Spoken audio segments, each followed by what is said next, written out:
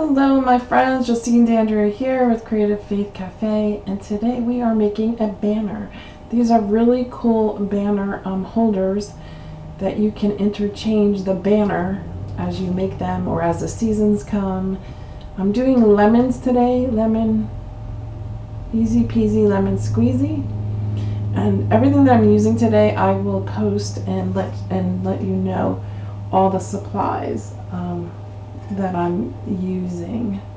So this is just a white canvas banner that you can get, and I also have here just a piece of muslin that I'm going to actually do some ribbons. I'm cutting them about 2 inches wide with my rotary cutter, and I have my sticky back Magnolia mat here that I put the banner on, and I'm actually going to go ahead and put the strips of the muslin onto this backing. So it's a sticky backing so that my material won't move as I'm inking it. So I am inking it with ink, not chalk paste. And if you're going to be using it inside, there's no reason why you can't use it for use it with chalk paste. So I'm kind of basically trying to decide here where my middle point is for the most part, kind of marking it off. I'm allowing myself room for error. I mean, this is for my home, so I'm not real concerned with being exact. But if you want to be exact, you might want to tape it off and get the exact measurements. So I found the middle. It doesn't look like the middle here because my banner isn't completely on the camera. My hair is though. Okay, so I'm using this little striped stencil. You can use any stencil you want, and I'm kind of just making a line. I decided to move it. You just got to be careful when you're doing this. So you do want to mark it off to so that you don't add extra ink to where you don't want.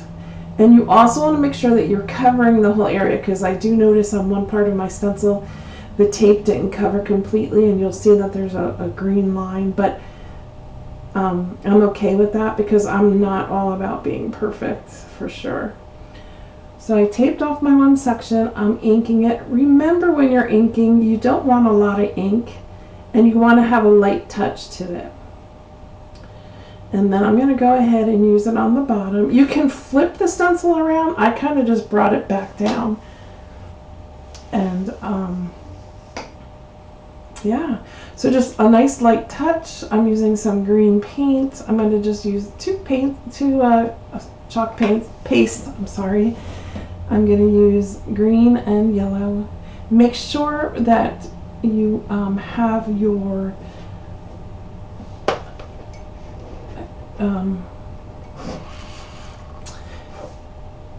stencil completely flat. And I started by using these tools, but I'm going to change it up in a second and decide to use a squeegee. These are great. These tools are great for when you're working in very small areas, but I realized I forgot that I wanted to cover a large area, so I can use my squeegee.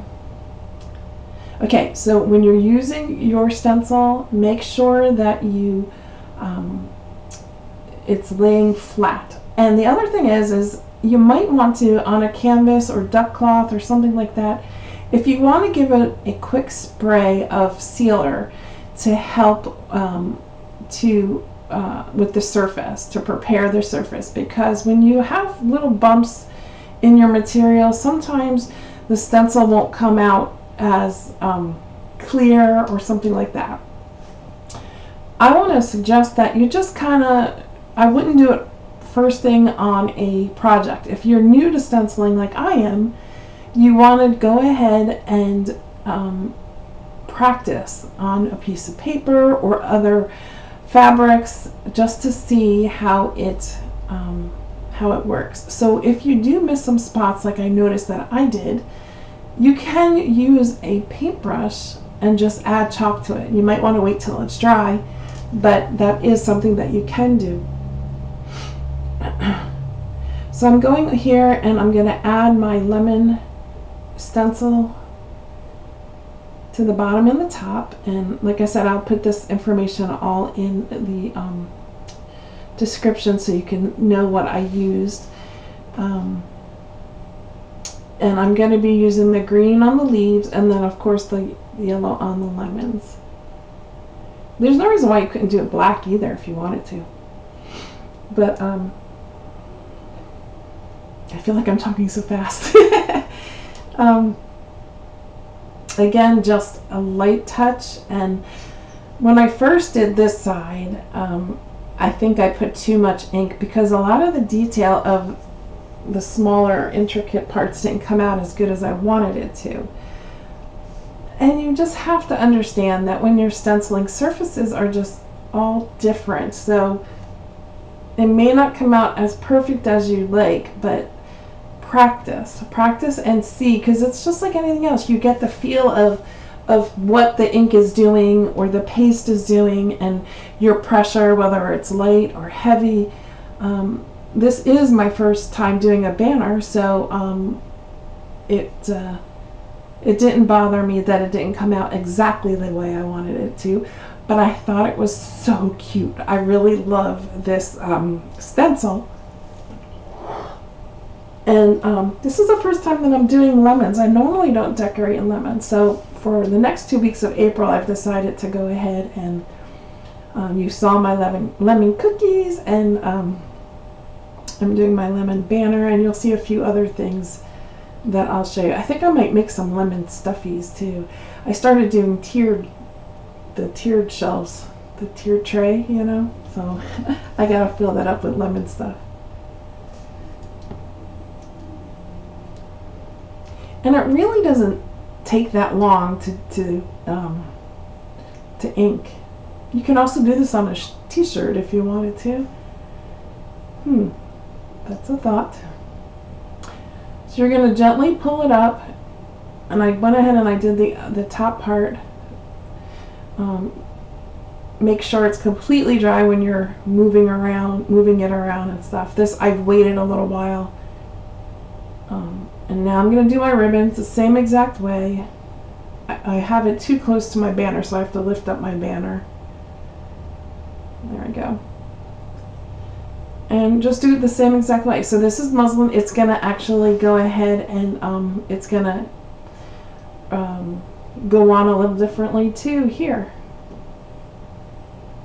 But it's a fun way to practice. So in order, the ribbon, and this is new too, because I normally don't do bows like I'm going to do, but I thought it would be cool to make my own ribbon. So I cut the muslin in 2-inch piece, and I'm just going to go ahead and ink them up, and then it'll continue the pattern throughout the banner. So like I said, the banner holder is something, you can get the banner holder and the banner together, but then you can use your own banners or get other banners that we sell and to decorate. So you can change it out monthly, weekly, daily if you want it. The really cool thing is they're reusable, so just store them away.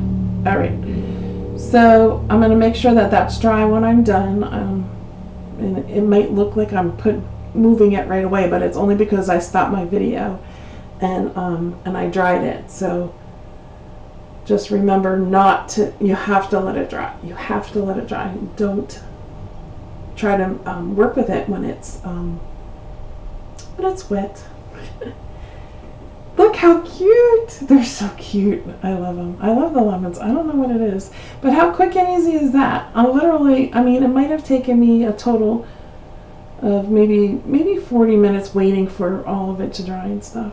So I have some burlap type bow ribbon here that I'm going to cut it up, and you cut the bow as big as you want it, and I'm just going to dovetail them. And look at how easy this is. It's a magnet, and you just put it on like that and you hang it.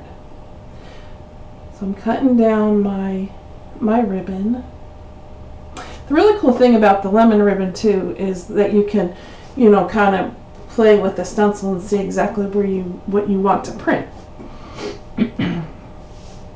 So this is, like I said, I'm new to doing this style of bow. It's a fun bow. So I'm just kind of figuring it out as I go. Just layering different ribbons, different sizes. Some thick, some thin. Probably could have used 2 of those polka dot ones. But it was fun. And you can tie it with ribbon, or I'm going to tie mine with jute. And then I'll be done. I'm going to just tie it onto the string on the top so that this way I can reuse it. But I am going to glue on, hot glue a little daisy on it. And then that's that. Tying it with jute.